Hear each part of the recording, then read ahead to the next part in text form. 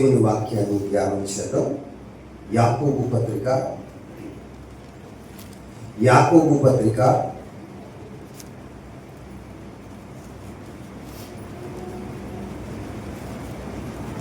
మొదటి అధ్యాయము, యాకోబు పత్రిక మొదటి అధ్యాయము 22వ వచనాన్ని ధ్యానం చేద్దాం. మీరు వినువారు మాత్రమై ఉండి మిమ్ములను మీరు మోసపుచ్చుకొనకుండా వాక్య ప్రకారము ప్రవర్తించువారునై ఉండుడి. ఆమేన్. ఇక్కడ చదువుకున్న లేఖన భాగాన్ని ధ్యానించినప్పుడు అపోస్తలుడు యాకోబు గారు చెప్తున్న మాట ఏంటంటే, మీరు వినువారు మాత్రమై ఉండి మిమ్ములను మీరు మోసపుచ్చుకొనకుండా వాక్య ప్రకారము ప్రవర్తించువారనై ఉండుడి. ఇప్పుడు మనం దేవుని సన్నిధికి వచ్చిన మనం చేయవలసిన పని ఏంటంటే, వాక్యాన్ని వినిన వారుగా మనం ఉండి మనలను మనం మోసపరుచుకోకూడదు. విన్న వాక్యాన్ని మనం ఏం చేయాలట? వాక్యానుసారంగా ప్రవర్తించు వారై ఉండాలి. చాలా మంది వాక్యాన్ని విన్నప్పుడు చాలా సంతోషిస్తారు. ఏం చేస్తారు? చాలా సంతోషంగా దేవుడు నాతోనే మాట్లాడాడు, చాలా బాగా మాట్లాడాడు, లోతైన సత్యాలు మాట్లాడాడు, మర్మాలను మాట్లాడాడు అని అనేక మంది సంతోషించేవారుగా, వాక్యాల గురించి మాట్లాడేవారుగా ఉంటారు. కానీ వాక్యానుసారంగా ప్రవర్తించేవారు ఎంతమంది? విన్న వాక్యం నీ జీవితంలో నువ్వు నెరవేరుస్తున్నావా?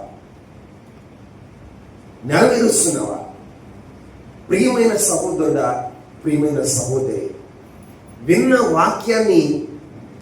వాక్యానుసారంగా ప్రవర్తించకపోతే అక్కడంటాడు, మిమ్మల్ని మీరే మోసం చేసుకుంటున్నారు. ఏం చేసుకుంటున్నారు చెప్పండి? ఎవరో మోసం చేయట్లా. మోసపోకుడి దేవుడు వికరించబడడు. దేవుని సన్నిధిలో కూర్చున్న మనం ఏం చేయాలి అంటే, విన్న వాక్యానుసారంగా ప్రవర్తించేవారుగా ఉండాలి. నిజంగా సంఘం దేవుని వాక్యానుసారంగా ప్రవర్తించేదైతే ఇప్పటికీ సంఘం క్రీస్తు స్వారూప్యంలోనికి మార్చబడతారు. ఆమేన్. ఎవరి స్వారూప్యం? క్రీస్తు యొక్క స్వారూప్యంలోనికి మలచబడుతుంది.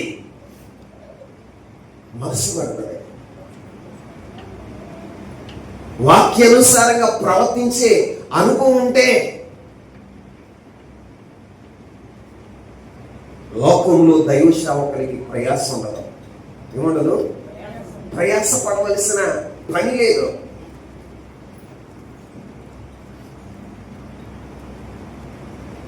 సంఘం ఎలా ఉంది అంటే మోసం చేసుకుంటుంది, తను తానే మోసం చేసుకుంటుంది. నిన్ను నీవే మోసం చేసుకుంటున్నావు. ఎవరు నిన్ను మోసం చేయట్లా. ఎందుకయ్యా అంటే, వాక్యాన్ని వింటున్నప్పుడు ఉద్రేకపడుతున్నావు, వాక్యాన్ని విన్నప్పుడు సంతోషిస్తున్నావు, వాక్యాన్ని విన్నప్పుడు అబ్బా దేవుడు మర్మయుక్తంగా మాట్లాడాడు అంటావే తప్ప వాక్యాన్ని అనుసరించిన అనుభవం మన జీవితంలో ఉంటుందా?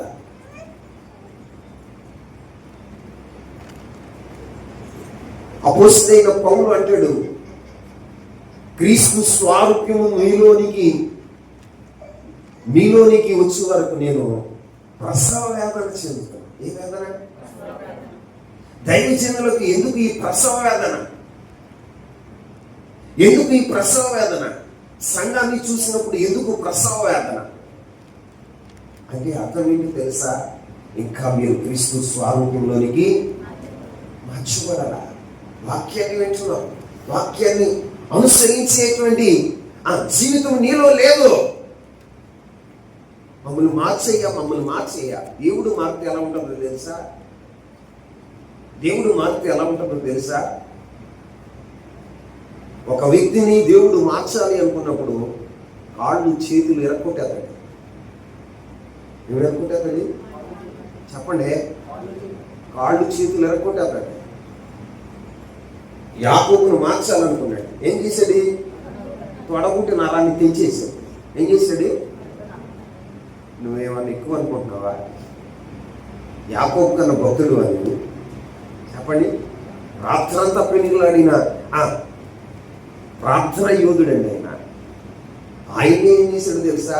తొడగుంటి నరాన్ని తెంపేశాడు. తన నడకను మార్చాడు. ఏం మార్చాడు? నడకను మార్చాడు. భ్రష్టునైన నన్ను మార్చడానికి దేవుడు ఎన్నో ముళ్ళు పెడితే కానీ నేను ఈ స్వారూప్యం దగ్గర నిజమైపోయినా నా వెనక వచ్చిన ప్రతి శోధానికి ఒక అర్థం ఉంది, శ్రమకు ఒక అర్థం ఉంది. ఈ రోజున మీ జీవితాల్లో నేను చెప్పే మాట ఏంటి అంటే, వాక్యాన్ని వినటం కాదు, వినువారుగా ఉండి మీరు మోసపోవద్దు. వాక్యానుసారంగా మీరు ప్రవర్తించిన వారై ఉంటే అది మీకు దీవెన, ఆశీర్వాదం కలుగుతుంది. ఆమె చెప్పండి. నువ్వు ఎంతకాలం దేవుని వాక్యానుసారంగా ప్రవర్తించవో అంతకాలం నీ జీవితంలో ఏమవుతుందో తెలుసా? ద్వారాలు మూయబడతాయి. ఏం చేయబడతాయి? చెప్పండి. ప్రార్థన పోతావు, ప్రార్థన చేస్తావు, పాటలు పాడతావు, నీ జీవితంలో పరిచర్య చేస్తావు. కానీ నీ జీవితంలో దేవుడు ఏం చేస్తాడో తెలుసా? నా వాక్యాన్ని అనుసరిస్తున్నాడా? ప్రకటించబడుతున్న వాక్యం వారి జీవితంలో నెరవేరుస్తున్నారా? నెరవేర్చకపోతే దేవుడే ద్వారాలు మూసేస్తాడు. ఏం చేస్తాడు? నిజమండి. దేవుడే ద్వారాలు మూసేస్తాడు. దేవుడే ద్వారాలు మూసినప్పుడు తెరవగలిగిన వాడు ఎవరు?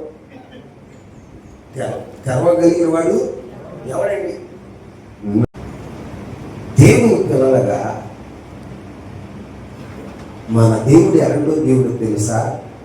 ప్రకటన గ్రంథం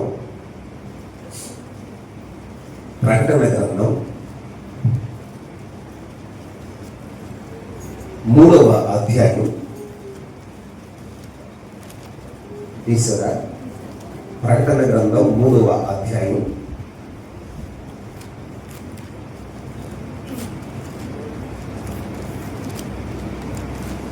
3వ అధ్యాయం చూడండి. 8వ వచనం నుంచి చదువుతాం. 7వ వచనం.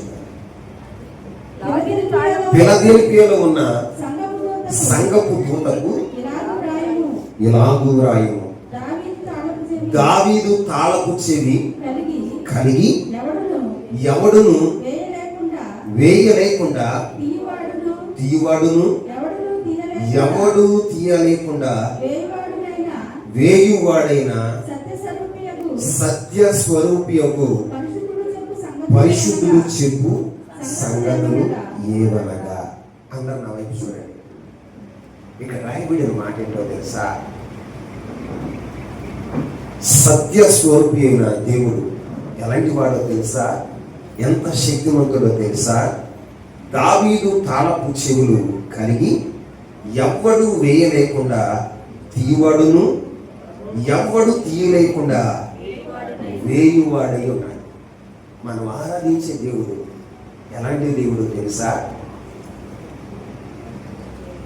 ఎవడు వేయలేకుండా తీయువాడును, ఎవడు తీయలేకుండా వేయువాడునై ఉన్నాడు. దేవుడు ఒక వ్యక్తి ఎడల తలుపులు తెరిస్తే ఎవడు దాన్ని వేయలేడు. ఎవడు వేయలేడు.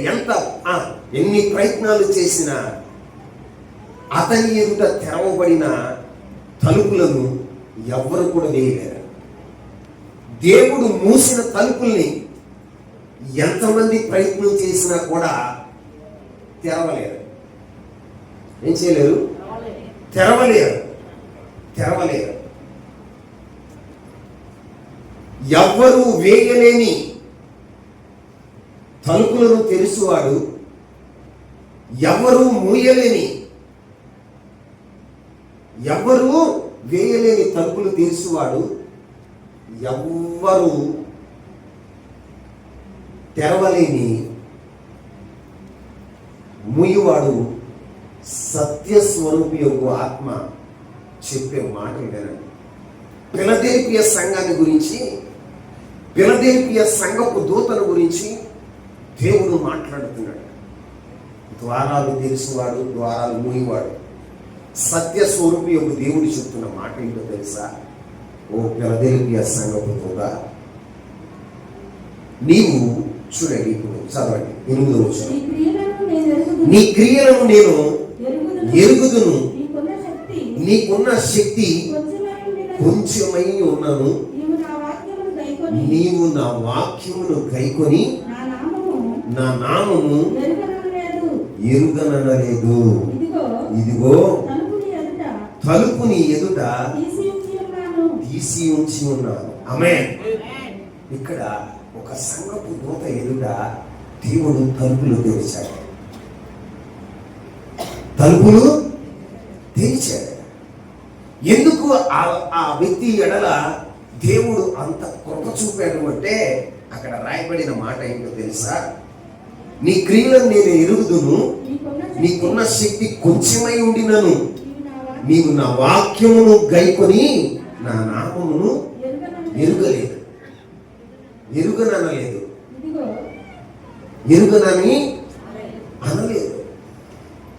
ఫిలదెల్ఫియా సంఘం యొక్క శక్తి, ఆ సంఘపు దూత యొక్క శక్తి కొంచెమేనని దేవుడు తెలుసు. కానీ ఆ సంఘపు దూత ఏం చేశాడో తెలుసా? వాక్యముని విని గైకొని నా నామమును ఎరుగననలేదు. అందుకే ఇదిగో నీ ఎదుట తలుపు తీసి ఉన్నాడు. ఆమేన్. ఏం చేశాడట? తలుపు తీసి ఉన్నాడు. ఈ వాక్యాన్ని విశ్వసిస్తున్న నీ జీవితంలో ఈరోజు నీవు కూడా వాక్యాన్ని గైకునే వ్యక్తి అయితే, వాక్యాన్ని గైకునే కుటుంబం అయితే, వాక్యాన్ని గైకునే సంఘం అయితే, దేవుడు అంటాడు, మీ ఎదుట నేను తలుపులు తెరుస్తాను. ఆమేన్. మీ ఎదుట నేను తలుపులు తెరుస్తాను. ఎందుకు తలుపులు తెరుస్తున్నాడు దేవుడు? తలుపులు ఎందుకు తెరుస్తాడు? ఈ రోజున నీ జీవితంలో నీ ప్రగతి కొరకు దేవుడు తలుపులు తెరుచును గాక. నీ ఆత్మీయ ప్రగతి కొరకు, నీ యొక్క ఆర్థిక ప్రగతి కొరకు నా దేవుడు తలుపులు తెరుచును గాక. ఈ రోజున నీ జీవితంలో నిన్ను స్థిరపరచడం కొరకు నా దేవుడు తలుపులు తెరుచును గాక. నీ కార్యాలు సఫలం చేయటానికి నా దేవుడు తలుపులు తెరుచును గాక. ఈ రోజున దేవుని సన్నిధిలో కూర్చున్న నీవు అభివృద్ధి పొందటానికి దేవుడు నీకోసం ఒక తలుపులు తెరుచును గాక. ప్రియులారా, బైబిల్లో ఒక వ్యక్తి ఉన్నాడు. బైబిల్లో ఒక వ్యక్తి ఉన్నాడు. ఓ మహారాజు అన్నమాట. ఓ మహారాజు, చక్రవర్తి. ఆయన పేరేంటి అంటే కోరేషు. అందరూ చెప్పండి, కోరేషు. కోరేషును దేవుడు అభిషేకించి కోరేషు ఎదుట తలుపులు తెరిచిన వాడుగా ఉన్నాడు. ఆమేన్. ఎందుకట? అక్కడ చదవండి. యెషయా గ్రంథం 45వ అధ్యాయం 1వ వచనం. అతని పక్షమున జనములను జయించుటకు నేను అతని కుడి చేతిని పట్టుకొని ఉన్నాను. నేను రాజుల నడికట్లను విప్పెదను, ద్వారములు అతని ఎదుట వేయబడకుండా తలుపులు తీసేదను. హల్లెలూయా. ఎందుకు అంటే ఒక రాజు ఎదుట దేవుడు ఎందుకు తలుపులు తెరిచాడంటే అతని పక్షమున జనములను జయించుటకు నేను అతని కుడి చేతిని పట్టుకున్నాను, రాజుల యొక్క నడికట్లు విప్పేదను, ద్వారములు అతని ఎదుట వేయబడకుండా. దేవుడే తలుపులు తీస్తే, దేవుడే ఒక వ్యక్తి ఎడల తలుపులు తీస్తే ఆ వ్యక్తి జనములను జయించేవాడుగా ఉంటాడు. ఆమె చెప్పండి. రాజుల యొక్క నడికట్లు ఏంటి? రాజుల యొక్క నడికట్లు విప్పబడును. ఆమేన్. అంటే అర్థం ఏంటో తెలుసా? నడికట్టు విప్పబడటం అంటే మనస్సులు విప్పబడటం. ఆమేన్. ఏంటండి? పేతురు భక్తుడు అంటాడు, చూడండి, పేతురుకు రాసిన పత్రిక 1వ అధ్యాయం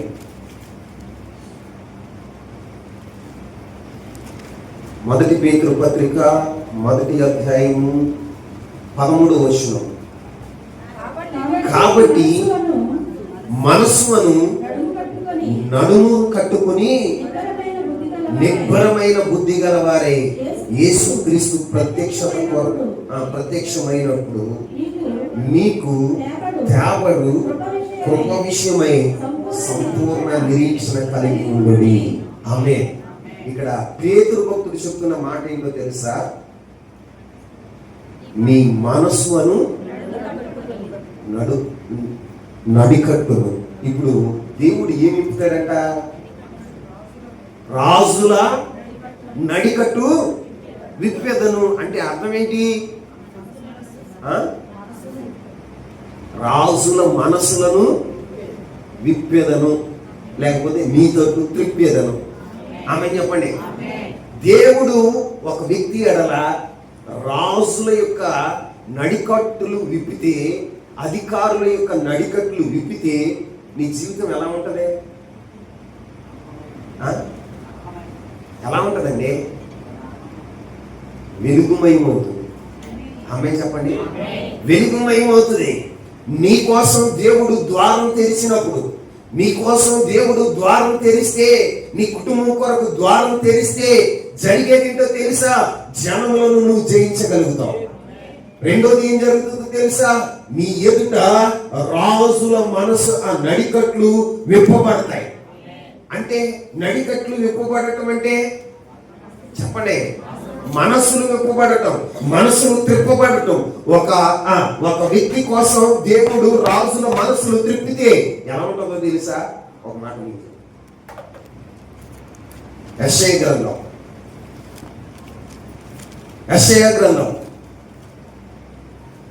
60వ వచనం, 60వ అధ్యాయం. యెషయా గ్రంథం 60వ అధ్యాయం 60వ అధ్యాయం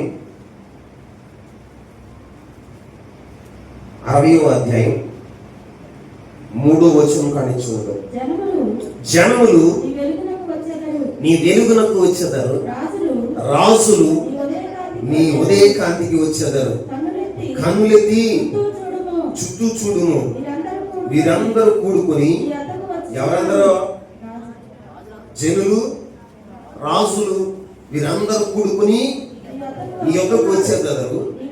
నీ కుమారులు దూరము నుండి వచ్చేదారు, నీ కుమార్తెలు సంకరెత్తబడి వచ్చుచున్నారు. నీవు చూసి ప్రకాశించుతూ నీ గుండె కొట్టుకొనుచు ఉప్పొంగును. సముద్ర వ్యాపారములు నీ వైపు తిప్పబడును. జనముల ఐశ్వర్యము నీ వద్దకు వచ్చెను. చాలా దేవుడు ఒక వ్యక్తి ఎడల, ఒక వ్యక్తి ఎదుట ద్వారమును తెరిచినప్పుడు జరిగే కార్యం ఏంటో తెలుసా? ద్వారం తెరిచినప్పుడు ఆ వ్యక్తి జనములను జయించగలుగుతాడు. ఏం జయించగలుగుతాడు? జనములను జయించగలుగుతాడు. దేవుడు ఒక వ్యక్తి ఎడల, ఒక వ్యక్తి ఎదుట ద్వారాన్ని తెరిచినప్పుడు జరిగే కార్యం ఏంటో తెలుసా? రాజుల నడికట్లు విప్పబడతాయి. ఏం పడతాయి? రాజుల నడికట్లు విప్పబడతాయి. అంటే వారి మనసులు ఏమవుతాయో తెలుసా? నడికట్టు అంటే ఏమని చెప్పా? పేతురు భక్తుడు ఏమంటాడు? మనసు అను నీ నడుము అంటాడు, నడుమును కట్టుకొని అంటాడు. ఇప్పుడు నడికట్టు అంటే అర్థం ఏంటి తెలుసా? మనసు. చెప్పలే, మీ నడికట్లు విప్పబడటం అంటే మనసు విప్పబడటం, లేదా వారి మనసు మీ తట్టు త్రిప్పబడటం. చెప్పండి, మీ తట్టు త్రిప్పబడినప్పుడు అప్పుడు ఏమవుతుందో తెలుసా? సముద్రముల వ్యాపారం నీ వద్దకు వస్తుంది. ఆమె చెప్పండి, ఇంకేమొస్తుంది? జనముల ఐశ్వర్యము. ఇప్పుడు దాకా పేదరికాన్ని అనుభవించావు. నీ జీవితంలో అన్ని ద్వారాలు మూయబడినాయి. కారణం ఏంటో తెలుసా? నువ్వు క్రైస్తవుడివే, కానీ నీ జీవితంలో ఎందుకు ద్వారాలు తెరవబడినాయి అంటే వాక్యాన్ని అనుసరించే జీవితం నీలో లేదు. ఎప్పుడైతే నువ్వు దేవుని వాక్యాన్ని అనుసరించి నువ్వు నడవటం ఆరంభిస్తావో అప్పుడు దేవుడు ఏం చేస్తాడో తెలుసా? నీ ఎదుట ద్వారాలను తెరిచేవాడుగా ఉంటాడు. ఏం చెప్తాడు? ద్వారాలు తెరుతాడు. ఆయన ద్వారాలు తెరితే ఏం జరుగుతుందో తెలుసా? ఏం జరుగుతుందండి? ఆయన ద్వారాలు తెరిచినప్పుడు జనములు నీ వద్దకు వస్తారట. ఎవరి వద్దకు? జనములు నీ వద్దకు వస్తారు, రాజులు నీ వద్దకు వస్తారు. నువ్వు అర్థం కాదు, ఎమ్మెల్యే గారు అయ్యా వందనాలండి, ఆయన నమస్కారం అండి అని నువ్వు అంటాం కాదు, వాళ్ళే నీ దగ్గర రావాలి. ఆమె చెప్పండి, అంతగా నా దేవుడు నిన్ను ఆశీర్వదించను కాదు. నువ్వు ఐశ్వర్యవంతుడు అయ్యేవనుకో, కోటీశ్వరుడు అయ్యేవనుకో, ఎమ్మెల్యే అండి పిఎం సైతం అవుతారు. ఎవరవుతారు? పిఎం సైతం. కొన్ని గ్రామం అంటారా, వెస్ట్ గోదావరి అంట, ఏలూరు డిస్టిక్ అంట. ఏ డిస్టిక్? ఏలూరు డిస్టిక్ అంట. ఫలానా ఇంటికాడ ఫలానా గ్రామం ఫలానా వ్యక్తి ఉన్నాడు. వాళ్ళు వచ్చి నీ అపాయింట్మెంట్ తీసుకోవాలి. ఏం తీసుకోవాలి? అంతగా దేవుడు నిన్ను ఆశీర్వదించాడు. ఫిలదెల్ఫియా సంఘం ఎదుట దేవుడు ఏం చేశాడో తెలుసా? ద్వారాన్ని తెరిచాడు. ఏం చేశాడు? ద్వారాన్ని తెరిచాడు. దేవుడు తెరిచిన ద్వారాన్ని ఎవరు మూయగలరు? బేర్షెబా సహవాసం ఎదుట దేవుడు ద్వారాన్ని తెరిచాడు. ఈ సహవాసాన్ని విస్తరించకూడదని, ఈ సహవాసం స్థిరపడకూడదని, ఈ సహవాసాన్ని పాడు చేయాలని ఎంతో మంది ప్రయత్నం చేశారు. ద్వారాలు మూయాలని ప్రయత్నం చేశారు. దేవుడు తెరిచిన ద్వారాన్ని ఎవడన్నా మూయగలడా? ఎప్పుడు మూయలేడా? నువ్వు ఎన్ని ప్రయత్నాలు చేసినా, తలకిందులుగా తపస్సు చేసినా, దేవుడు తెరిచిన ద్వారాన్ని ఎవడు మూయలేడు. నీ కోసం దేవుడు ఒక ద్వారాన్ని తెరిస్తే, నీ ప్రగతి కొరకు దేవుడు ద్వారాన్ని తెరిస్తే ఎవడు కూడా మూయలేడు. ద్వారాన్ని దేవుడు మొదటిగా ఎందుకు తెరుస్తాడో తెలుసా? నిన్ను ఐశ్వర్యవంతుణ్ణి చేయాలని. ఆమె చెప్పండి, ఏం చేయాలని? నీ పేదరికాన్ని తొలగించాలని దేవుడు నీ ఎదుట ద్వారాన్ని తెరుస్తాడు. రెండు, ఆయన ఎందుకు తెరుస్తాడో తెలుసా? నీవు దేవుని ప్రత్యక్షతలు చూడాలని ఆయన ద్వారం తెరుస్తాడు. చూడండి, యెహెజ్కేలు గ్రంథం 1వ అధ్యాయం 1వ వచనం. యెహెజ్కేలు గ్రంథం 1వ అధ్యాయం 1వ వచనం.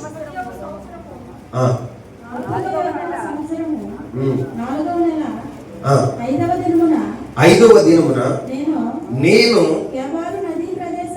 క్యాబారు నదీ ప్రదేశమున చెరలోని వారి మధ్య కాపురముంటిని. ఆ కాలమున ఆకాశము తెరవబడగా దేవుని గూర్చిన దర్శనము నాకు కలిగేను. ఆమేన్. ఏం కలిగింది? దేవుని గూర్చిన దర్శనం కలగటానికి నీ ఎదుట నా దేవుడు ఏం చేస్తాడో తెలుసా? ఆకాశాన్ని తెలుస్తాడు. ఆమేన్ చెప్పండి. దేవుని గూర్చిన దర్శనం, దేవుని గూర్చిన దర్శనం నీకు కలగటానికి దేవుడు ఏం చేస్తాడో తెలుసా? ఆకాశమును తెరుస్తాడు. ఏం తెరుస్తాడు? ఆకాశాన్ని తెరుస్తాడు. నువ్వు వాక్యానుసారంగా ఎప్పుడైతే నడవటం ప్రారంభం చేస్తావో దేవుడు నీకు దర్శనాలు ఇస్తూ ఉంటాడు, ప్రత్యక్షతలు ఇస్తూ ఉంటాడు. నీ జీవితంలో ఒక ప్రత్యక్షత కూడా లేదు అంటే అర్థం ఏంటో తెలుసా? వాక్యాన్ని నువ్వు అనుసరించాల. ఏం చేయట్లా? వాక్యాన్ని అనుసరించట్లా. ఎవరైతే వాక్యాన్ని అనుసరిస్తారో వారి జీవితాల్లో వారు చెప్తారు, అయ్యా ఈరోజు నాకు దర్శనం వచ్చింది. ఏమొచ్చింది? నాకు దర్శనం వచ్చింది. ఆ కారణం ఏంటో తెలుసా? వారు ఆధ్యాత్మికంగా ప్రగతి పదంలో నడుస్తున్నారు, వాక్యాన్ని అనుసరిస్తున్నారు, వాక్యాన్ని వెంబడించేటువంటి జీవితం వారు కలిగి ఉన్నారు. కాబట్టి దేవుడు ఏం చేస్తున్నాడు తెలుసా? వారి కొరకు ఆకాశాన్ని తెరుస్తున్నాడు. ఏం తెలుస్తున్నాడు? ఆకాశాన్ని తెరుస్తున్నాడు. దర్శనాలు ఇవ్వటానికి. ఎందుకు? దర్శనాలు ఇవ్వటానికి. నీ ఎదుట ద్వారాన్ని ఎందుకు తెరుస్తున్నాడో తెలుసా? మొదట నీ పేదరికాన్ని తొలగించడానికి. ఆమె చెప్పండి.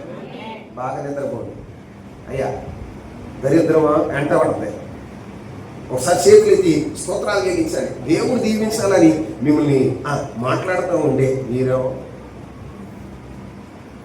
ఎండ అందరికీ వేస్తుంది, నాకు ఏంటి లేదా? చూడండి, ఆవులు వస్తుంది ఇక్కడ. మామూలుగా పిండి కొట్టేదానికి లేదంట, కూర్చుని జలిచేదానికి వచ్చిందట చెప్పడం. చక్క కూర్చుని వింటానికి మీకు వచ్చిందా? ఒకసారి సంతోషంగా చేతులు ఎత్తి దేవుని స్తోత్రాలు చేయలేదా? హల్లెలూయా. దేవుడు ద్వారాలను తెలుస్తున్నాడు. మిమ్మల్ని ప్రేమించి దేవుడు ద్వారాలను తెలుస్తుంటే మీరేం చేస్తున్నారో తెలుసా? ద్వారాలు మూసేవారుగా ఉన్నారు. ఏం చేస్తున్నారు? ద్వారాలు మూసుకునేవారు లాగా ఉంటున్నారు. ప్రియులారా, దేవుడు ఎప్పుడు నీ ఎదుట ద్వారాన్ని తెరుస్తాడంటే, నీ ఎదుట ద్వారాన్ని తెరుస్తాడంటే నీవు దేవుని వాక్యాన్ని అనుసరించాలి. ఏం చేయాలి? చెప్పండి. దేవుని వాక్యాన్ని అనుసరిస్తే నీ కోసం ఆయన ద్వారాలు తెరుస్తాడు. నీ కోసం ద్వారాలు తెరిచిన రోజున ఏమవుతుందో తెలుసా?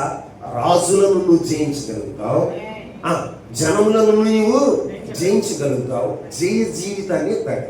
మొదటిది ఏమిస్తాడు? జయ జీవితాన్ని ఇస్తాడు. రెండవది, రాజులు మనసులు నీ తట్టు తిప్పుతాడు. ఎందుకో తెలుసా? నీ జీవితంలో పేదరికాన్ని తొలగించడానికి, నీకు ఐశ్వర్యవంతుని చేయడానికి, ఆధ్యాత్మికంగా ఆర్థికంగా కూడా నిన్ను ఐశ్వర్యవంతుడిగా చేస్తాడు. ఆమేన్ చెప్పండి.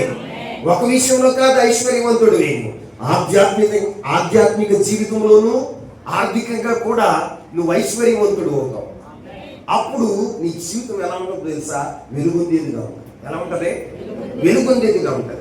రెండు, నీ జీవితంలో దేవుడు ద్వారాలు ఎందుకు తెలుస్తాడో తెలుసా? ఆయన ప్రత్యక్షతను ఇవ్వడానికి ఆకాశాన్ని తెలుస్తాడు. ఏం తెలుస్తాడండి? నీ ఎదుట ఆకాశాన్ని తెరిచి నీకు దర్శనాన్ని ఇస్తాడు. ఆ దర్శనాన్ని విశ్వసించి ఎవరైతే వారి జీవితాన్ని కట్టుకుంటారో వారి జీవితాలు ఫలించేది కొమ్మల్లాగా ఉంటాయి. ఎలా ఉంటాయి? ఫలించేది కొమ్మల్లాగా ఉంటాయి. యోసేపు జీవితంలో దేవుడు ప్రత్యక్షతనిచ్చాడు.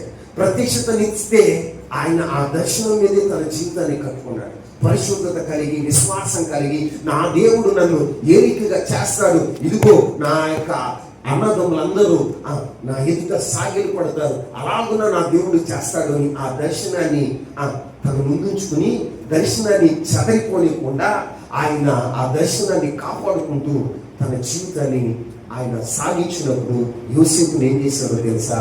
దేవుడు ఫలించేది కొమ్మగా చేశాడు. ఈ రోజున వాక్యం ఉంటున్న నీ జీవితంలో కూడా దేవుడు నీ కోసం ఒక దర్శనాన్ని ఇస్తాడు. దేవుడు నీ కుటుంబం కొరకు దర్శనం ఇస్తాడు, నీ పిల్లల కొరకు దర్శనం ఇస్తాడు, నీ సంఘం కొరకు దర్శనం ఇస్తాడు, నీ దేశం కొరకు దర్శనం ఇస్తాడు, ప్రపంచం కొరకు ఒక దర్శనాన్ని ఇస్తాడు. ఆ దర్శనాన్ని నువ్వు చూసినప్పుడు ఆ దర్శనాన్ని నువ్వు నీ ఎదుట పెట్టుకుని నువ్వు జీవించగలిగితే, ఆ దర్శనానికి తగినట్లుగా నువ్వు నడవగలిగితే నీ జీవితం ఎలా ఉంటుందో తెలుసా? ఫలించేది కొమ్మలాగా ఉంటుంది. ఎలా ఉంటది? ఎండిపోయే కొమ్మ కాదు, ఫలించేది కొమ్మ. ఆత్మ ఫలాలు, నువ్వు ఆత్మ ఫలాలు ఫలిస్తూ ఉంటే దేవుని ఆకలి తీర్చబడుతుంది. నువ్వు ఆత్మ ఫలాలు ఫలిస్తూ ఉంటే ఏం జరుగుతుందో తెలుసా? దేవునికి మహిమ వస్తుంది. మహిమకరంగా, దేవునికి మహిమకరంగా నీ జీవితం ఉంటుంది. దేవుడు ద్వారాలు తెలుస్తున్నాడండి. ఫిలదెల్ఫియా సంఘపు దూత ఎదుట ద్వారాలు తెరిచాడండి. కారణం ఏంటో తెలుసా? ఆ వ్యక్తి వాక్యాన్ని గైకున్నాడు. నువ్వు వాక్యాన్ని గైకునే వ్యక్తి అయితే నీ ఎదుట కూడా ఈ దినం నుంచి ప్రభు ద్వారాలు తెలుసును గాక. నీ ప్రగతి కొరకు ద్వారాలు తెలుసును గాక. నీ దేవుని ప్రత్యక్షత కొరకు నీ ఎదుట ఆకాశం అనే ద్వారాలు తెరుచును గాక. అంతేకాదు, దేవుడు నిన్ను అభిషేకించడానికి ఆకాశంలోని ద్వారాన్ని తెరుచునుగా. నిన్ను అభిషేకించడానికి, ఎందుకు అభిషేకించడానికి దేవుడు ద్వారాలు తెరుచునుగా. తెలుస్తున్నా, నీ జీవితంలో దేవుడు ద్వారాలు తెరిస్తే నువ్వు అభిషేకించబడతావు. ఏం చేయబడతావు? అభిషేకించబడతావు. అభిషేకం వలన అన్నిటిపైన నువ్వు విజయాన్ని పొందగలుగుతావు. నువ్వు పరిశుద్ధత కలిగి బ్రతకగలుగుతావు.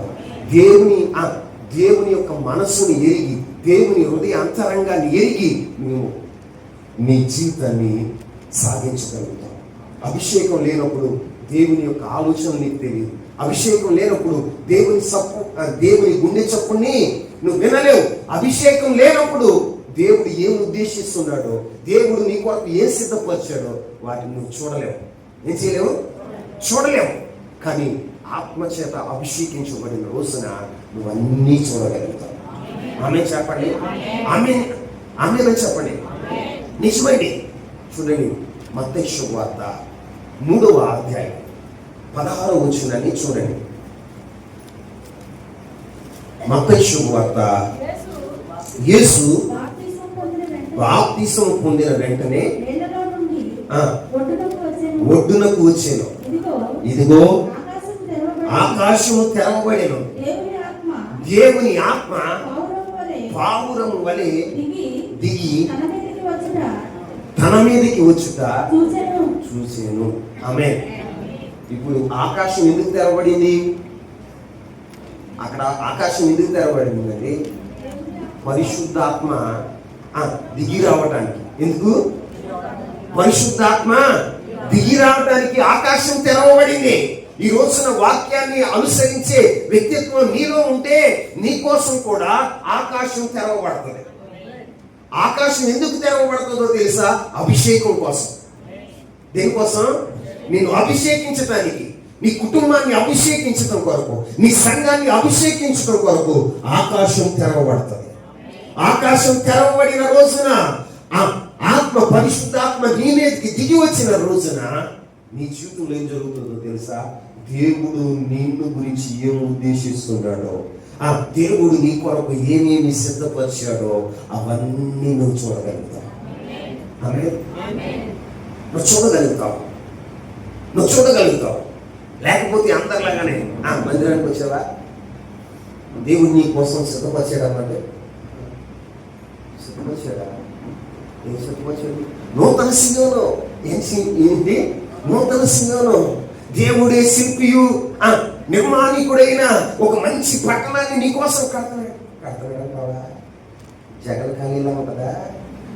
ఎన్టీఆర్ ఖాళీలాగా ఉంటుందా? ఎట్లా ఉంటుంది? నీకు తెలుస్తా? నీ కళ్ళు మూయబడి కదా. దేవుడు కట్టేటువంటి ఆ పట్టణం నీకు కనబడదు, ఆ సంతోషం ఉండదు.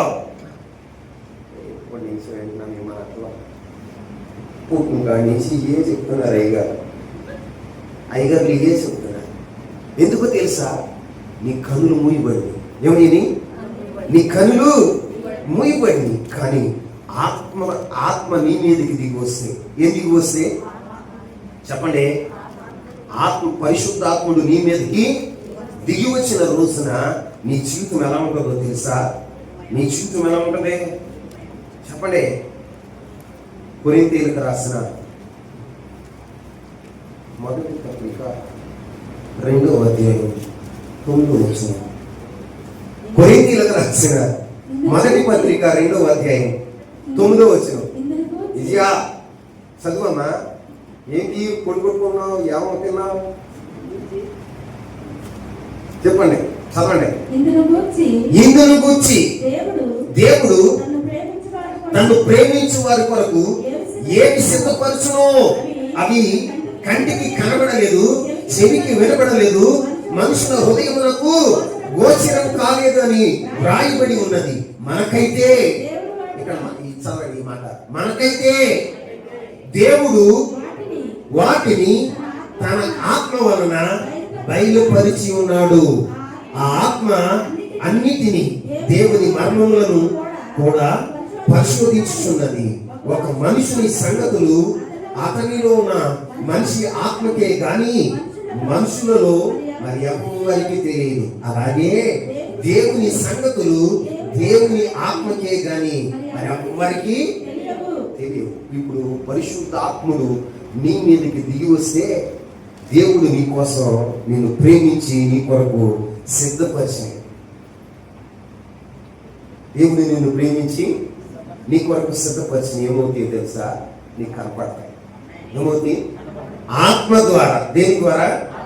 ఆత్మ ద్వారా మనకు బయలుపరచబడతాయి. ఏం బయలుపరచబడతాయి? ఇక్కడ రాయబడిన మాట ఏంటో తెలుసా? దేవుడు ప్రేమించాక తను ప్రేమించిన వారి కొరకు ఏమి సిద్ధపరచును అవి కంటికి కనపడవు, చెవికి వినపడవు, మనిషి హృదయానికి నీ హృదయానికి గోచరం కాని, నీ చెవులకు వినపడని, నీ కన్నులకు కనపడని వాయి ఎప్పుడు నీకు బయలుపరచబడతాయి అంటే ఆత్మను నువ్వు పొందుకున్నావు.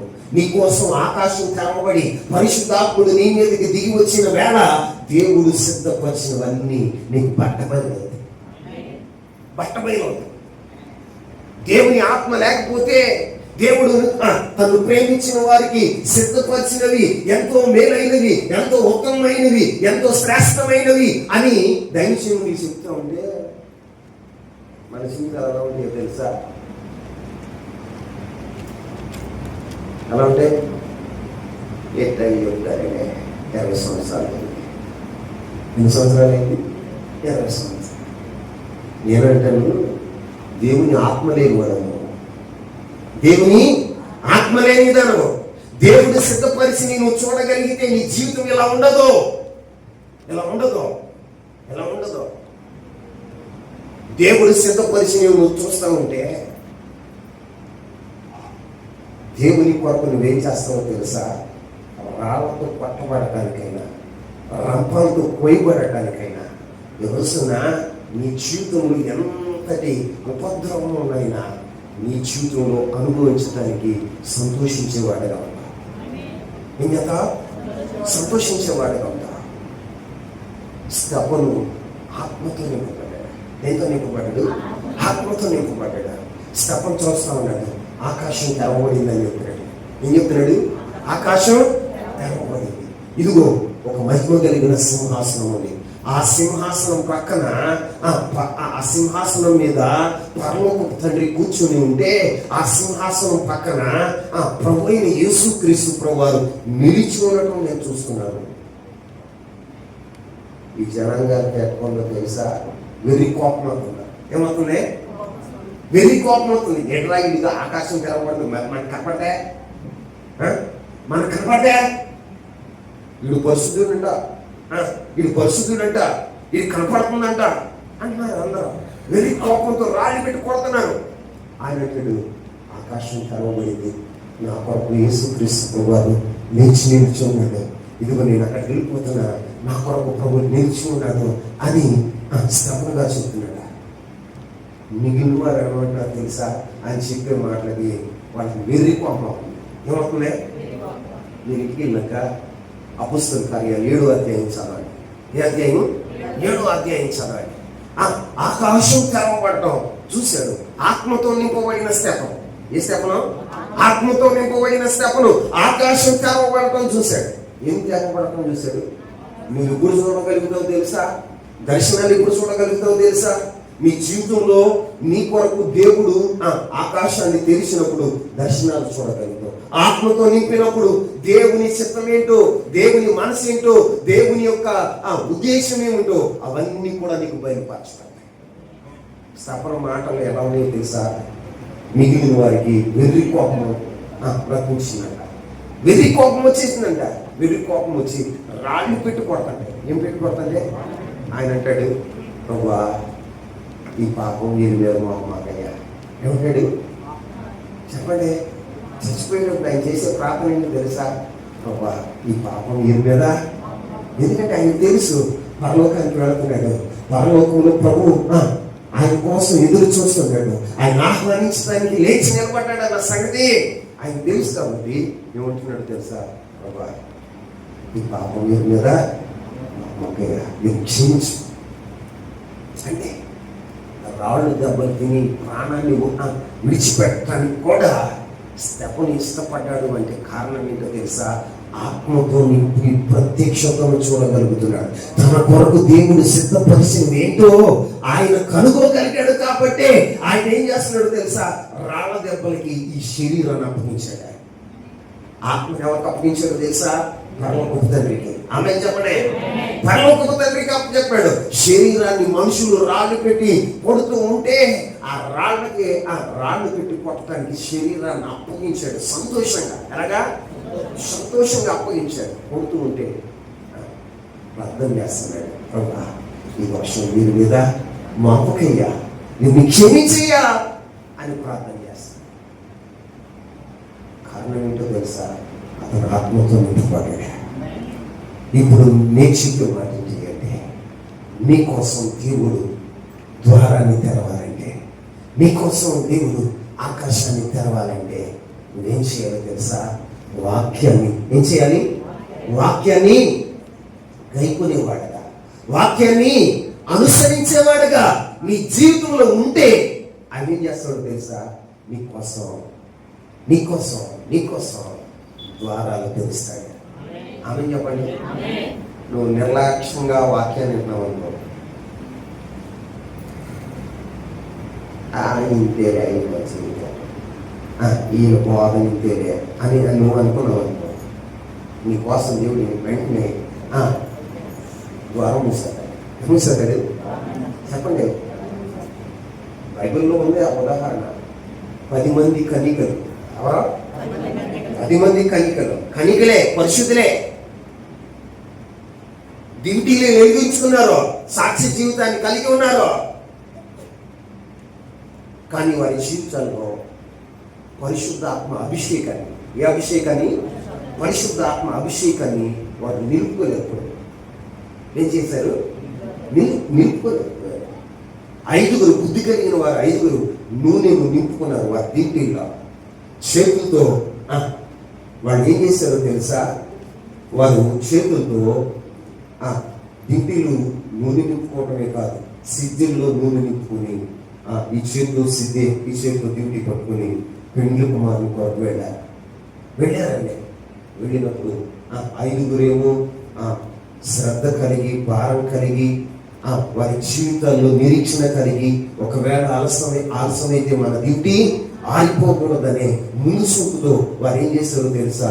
సిద్ధుల్లో నూనె తీసుకుని వెళ్ళారు. 5 నిర్లక్ష్యంగా వెళ్ళారు. ఎలా వెళ్ళారు? పక్క వారు సిద్ధులు తీసుకుని వెళ్తుంటే వాళ్ళని చూసి నవ్విన వారుగా ఉన్నారు. వారిని చూసి అవహేళన చేశారు. అబ్బో వీళ్ళే భక్తులంట, ఏంటని వీళ్ళే భక్తులంట, వీళ్ళే పరిశుద్ధులట, వీళ్ళకే దర్శనాలు అవుతున్నాయట అనుకుంటూ నువ్వు నిర్లక్ష్యంగా ఉన్నావు అనుకోండి, దేవుడు నీ ఎదురు కూడా ద్వారాలు మూసాడు. ఏం చేస్తాడు? నిర్లక్ష్యంగా ఉన్న కన్యకలు ఎదుటే కదా ద్వారాలు మూసింది. ఆయన మూసి ఏం చేశాడో తెలుసా? నిర్లక్ష్యంగా ఉన్నారు, ఆ నూనె అయిపోయింది, వాళ్ళ దీపాలు ఏమైపోయినా తెలుసా? డ్యూటీలు ఏమైపోయినా తెలుసా? ఆరిపోయింది. ఏమైనాయండి? ఆరిపోయినప్పుడు దేవుడు ఏమన్నాడు తెలుసా? పెండ్లి కుమారుడు ఏమన్నాడు తెలుసా? పెండ్లి కుమారుని వారు సమీపించలేకపోయారు. దింటీలు వెలుగుతున్న వారు లోపలికి రండి అన్నాడు. దింటీలు వెలుగుతున్న వారు లోపలికి రండి అన్నారు. లోపలికి రండి అని తలిపేశారు. మొహం ముందు తలిపేసేసారు. అది వెళ్ళారు, షాప్ దగ్గరికి వెళ్ళారు, నూనె కొనుక్కున్నారు, డ్యూటీలు వెలిగించుకున్నారు. అయ్యా తలుపు మీరు ఎవరో? ఎందుకని అమ్మా? ఎందుకని? నిర్లక్ష్యం. వాక్యాన్ని వింటున్నప్పుడు నిర్లక్ష్యంగా ఉండి, ప్రార్థన చేస్తున్నప్పుడు నిర్లక్ష్యంగా ఉండి, వాక్యాన్ని చదువుతున్నప్పుడు నిర్లక్ష్యంగా ఉండి, దేవుని సన్నిధిలో ఆరాధన జరుగుతున్నప్పుడు నిర్లక్ష్యంగా ఉంటే నీ ఎదుట ద్వారాలు ఎలా తీయబడతాయి? ఈ రోజున ద్వారాన్ని నువ్వే మూసుకుంటున్నావు నీ నిర్లక్ష్యాన్ని బట్టి. నువ్వు చేస్తున్న నిర్లక్ష్యమే నీ ఎదుట ద్వారాలు తీయబడట్లా. ప్రగతి పదంలో వెళ్ళలేకపోతున్నావు, ఆశీర్వదించబడలేకపోతున్నావు, ఈ రోజున అభిషేకాన్ని పొందలేకపోతున్నావు, దర్శనాలు చూడలేకపోతున్నావు. ఎందుకయ్యా అంటే నీ నిర్లక్ష్య స్వభావమే నీ ఎదుట ద్వారాన్ని మూస్తుంది. నా దేవుడు ఎలాంటి వాడు తెలుసా? ద్వారాన్ని మూయగలడు. ద్వారాన్ని ఆయన తెరచిన ద్వారాన్ని ఎవ్వరు మూయలేరు. ఆయన మూసిన ద్వారాన్ని ఎవరు తీయలేరు. మరి ఈ రోజున నీ జీవితంలో నువ్వు ఎలా ఉన్నావు? ద్వారాలు మూసుకునేవాడుగా ఉన్నావా? ద్వారాలు నీ ఎదుట తెరవబడుతున్నాయా? చెప్పండి, నీ ఎదుట ఏం జరుగుతుంది? ద్వారాలు తెరవబడతాయా? ద్వారాలు మూయబడతాయి. మూయబట్టడానికి కారణం ఏంటో తెలుసా? నిర్లక్ష్యం. ఏంటండి? నిర్లక్ష్యం. వాక్యాన్ని వింటూ దాన్ని చేయకపోవడం, వాక్యాన్ని వింటూ దాన్ని గైకోకపోవడం నిర్లక్ష్యమే. ఆ నిర్లక్ష్యం ఏం చేస్తుంది తెలుసా? నీ ఎదుట ద్వారాల్ని మూసేస్తుంది. అమ్మా ఏమవుతుంది? ద్వారాలు మూయాలి. ద్వారాలు మూయబడతాయి. తెలుస్తున్న మీకు దండం పెట్టి చూస్తున్న మాట ఏంటో తెలుసా? మీ ఎదుట ద్వారాలు తెరవాలి, తెరవబడాలి. అది తెరవబడితే ఏమవుతుందో తెలుసా? మీ జీవితాల్లో ప్రగతి పదంలో మీరు నడవగలుగుతారు. మీరు జీవితాన్ని కలిగి ఉంటారు. రాసుల మనసుని మీ తట్టు తిప్పబడుతుంది. మీరు దర్శనాలు చూడటానికి ఆకాశం తెరవబడుతుంది. ఆత్మతో నింపబడటానికి ఆకాశం తెరవబడుతుంది. అప్పుడు దేవుడు సిద్ధపరిచిన వాటిని మీరు చూడగలుగుతారు. అంతేకాదు, ఫిలదెల్ఫియా సంఘములో ఎదుట మరొకటి దేవుడు చేశాడు. చూడండి, వాక్యాన్ని గైకొనటం వల్ల ఆయన ఏం చేశాడో తెలుసా?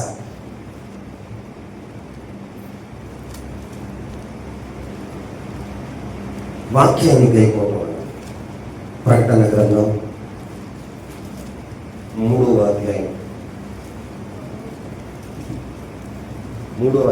10వ వచనం,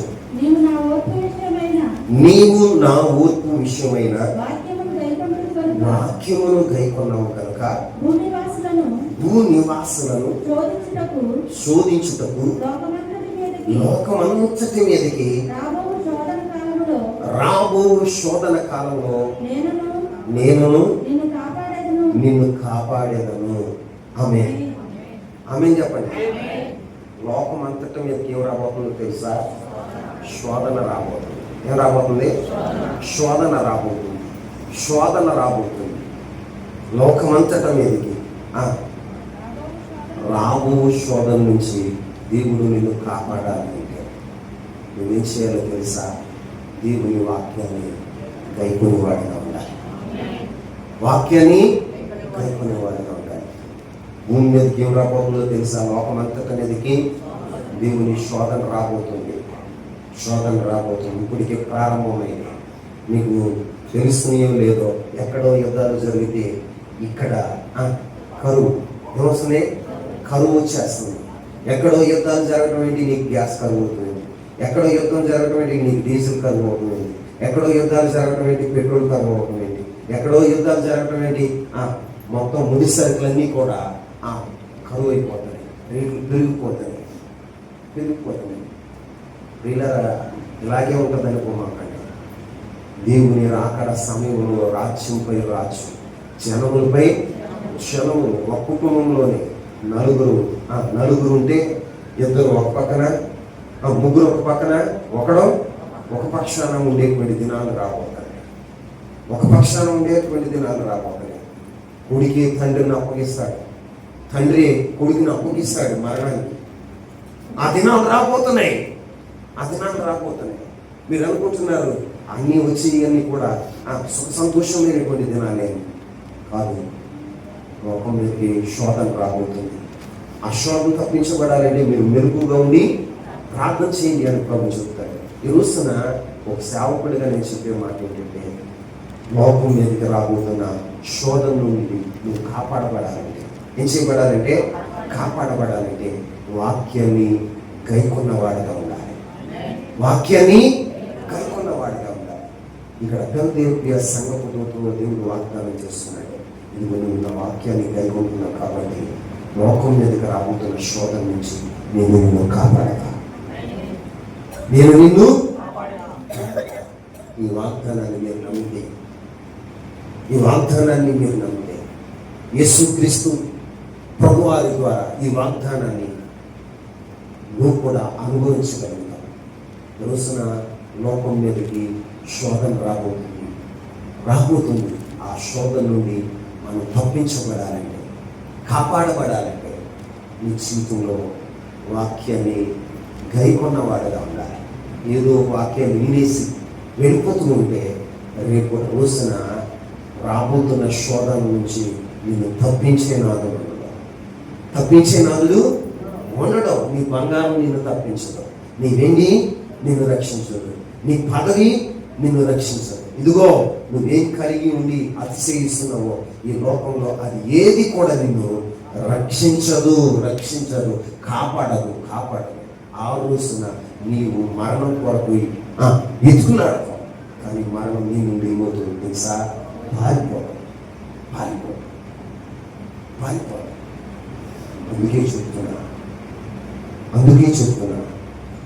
ఎందుకో పరిశుద్ధాత్ముడు ఈ మాటలు చెప్పిస్తున్నాడు. లోకం మీదకి శోధన రాబోతుంది. ఆ శోధనలో నువ్వు కాపాడబడాలంటే ఏం చేయబడాలంటే, కాపాడబడాలంటే నువ్వు దేవుని వాక్యాన్ని కలుగున్న వాడిగా ఉండాలి. చూడండి, నోవాహు భూమి మీదకి జల ప్రళయం రాబోతుంది. నోవాహు మారు మనసు పొందమని చెప్పు. ఆ యొక్క జల ప్రళయం కొరకు ఒక వాడను సిద్ధపరచు. విని నమ్మి ఎవరైతే విశ్వసిస్తారో వారు వాడలోనికి వస్తారు. వచ్చినప్పుడు ప్రళయం నుండి తప్పించబడతారని అప్పుడు నోవాహుతో దేవుడు చెప్పాడు. నోవాహుతో చెప్తే 120 సంవత్సరాలు ప్రకటన చేశాడు. ఎన్ని సంవత్సరాలు? 120 సంవత్సరాలు ప్రకటన చేశాడు.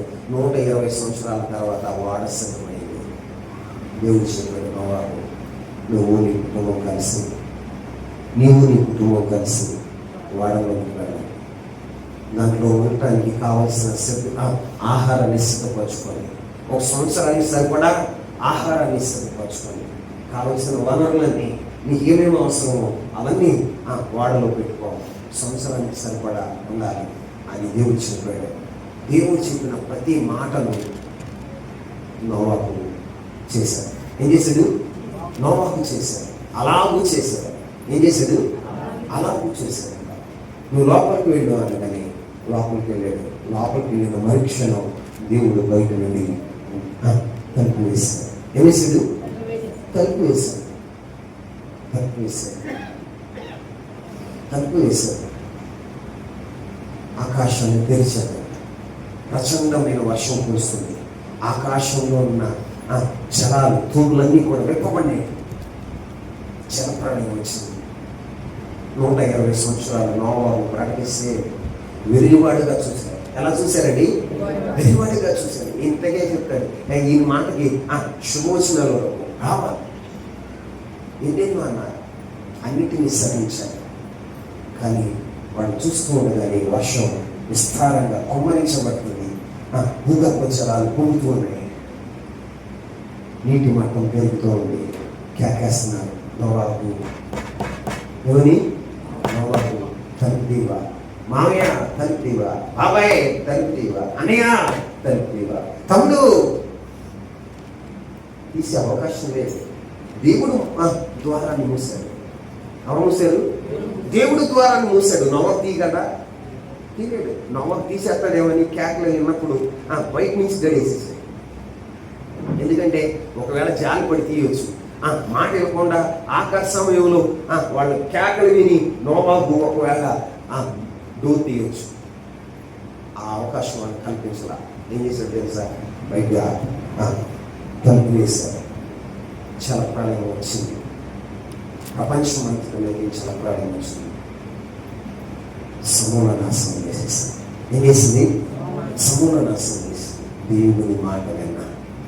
దేవుని మాట విన్నా గైకొన్న నోవాహు కుటుంబం మాత్రమే రక్షించబడింది. నోవాహు ద్వారా నూతన జనరేషన్ ఆరంభమైంది. నూతన అధ్యాయాలు మళ్ళీ ప్రారంభించాడు. ఈ రోజున వాక్యం వింటున్న నా ప్రియమైన చిన్న వార్తలో లోకం మీదకి భయంకరమైన శోధన రాబోతుంది. ఆ శోధన నుండి నువ్వు తప్పించబడాలంటే ఇప్పుడే వాక్యాన్ని గైకోవడం నేర్చుకో, వాక్యానుసారంగా బ్రతకడం నేర్చుకో. లోకం మీద వచ్చిన శోధన నుండి దేవుడు నిన్ను తప్పి